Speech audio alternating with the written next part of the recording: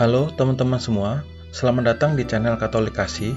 Bersama saya Ben untuk bacaan dan renungan harian hari Rabu tanggal 21 April 2021 menurut kalender liturgi Gereja Katolik.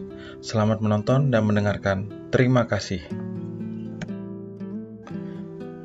Untuk bacaan pertama hari ini, kita ambil dari Kisah Para Rasul bab 8 ayat 1b sampai dengan 8. Setelah Stefanus dibunuh, mulailah penganiayaan yang hebat terhadap jemaat di Yerusalem. Mereka semua, kecuali rasul-rasul, tersebar ke seluruh daerah Yudea dan Samaria. Orang-orang saleh menguburkan mayat Stefanus serta meratapinya dengan sangat. Tetapi, Saulus berusaha membinasakan jemaat itu. Ia memasuki rumah demi rumah dan menyeret laki-laki dan perempuan keluar, lalu menyerahkan mereka untuk dimasukkan ke dalam penjara. Mereka yang tersebar menjelajahi seluruh negeri sambil memberitakan Injil. Filipus pergi ke suatu kota di Samaria dan memberitakan Mesias kepada orang-orang di situ. Ketika orang-orang banyak itu mendengar pemberitaan Filipus dan melihat tanda-tanda yang diadakannya, mereka semua dengan bulat hati menerima apa yang diberitakannya itu.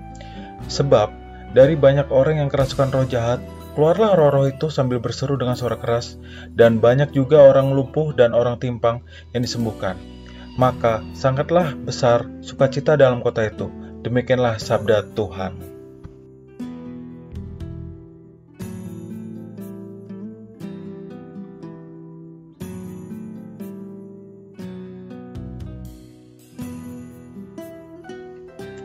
Untuk bait pengantar Injil hari ini, kita ambil dari Yohanes bab 6 ayat 40.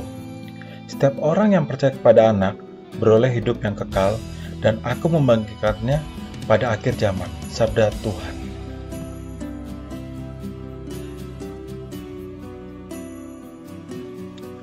Untuk bacaan Injil hari ini, kita ambil lagi dari Yohanes bab 6 ayat 35 sampai 40.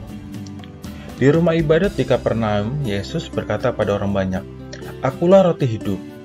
Barang siapa datang kepadaku, ia tidak akan lapar lagi, dan barang siapa percaya padaku, ia tidak akan haus lagi. Tetapi aku telah berkata kepadamu, sungguh pun kamu telah melihat aku, kamu tidak percaya. Semua yang diberikan Bapa kepadaku akan datang padaku, dan barang siapa datang kepadaku, ia tidak akan kubuang. Sebab aku telah turun dari surga bukan untuk melakukan kehendakku, tapi untuk melakukan kehendak Dia yang mengutus aku. Dan inilah kehendak Dia yang telah mengutus aku, yaitu supaya dari semua yang telah diberikan padaku, jangan ada yang hilang, tetapi supaya kubangkitkan pada akhir zaman. Sebab inilah kehendak Bapa-Ku, yaitu supaya setiap orang yang melihat Anak dan yang percaya kepadanya beroleh hidup yang kekal, dan supaya aku membangkitkannya pada akhir zaman." Demikianlah Injil Tuhan.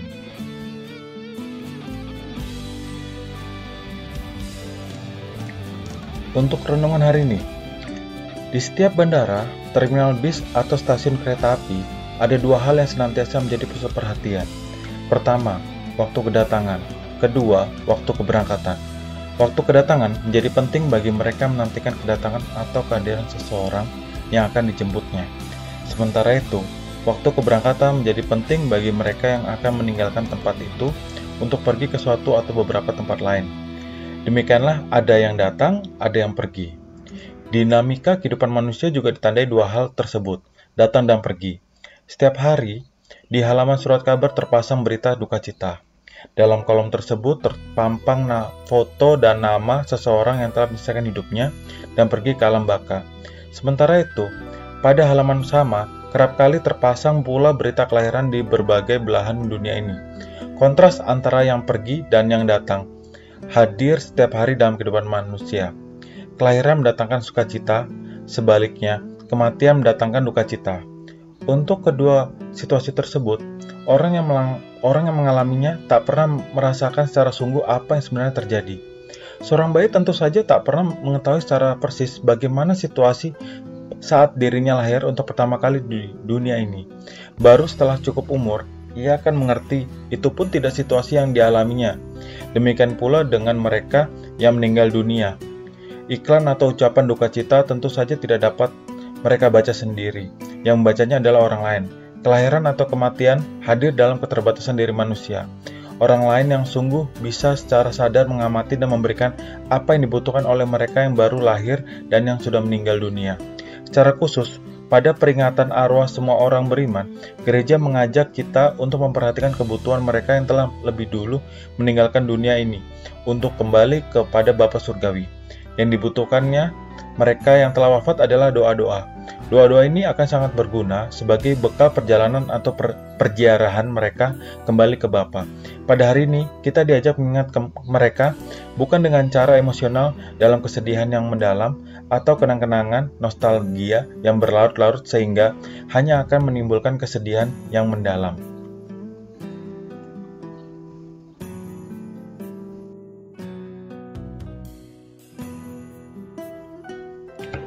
Demikianlah untuk renungan dan bacaan hari ini. Mohon bantuan support channel Katolik Kasih supaya makin berkembang dalam pelayanan berkat dalam Gusti. Terima kasih.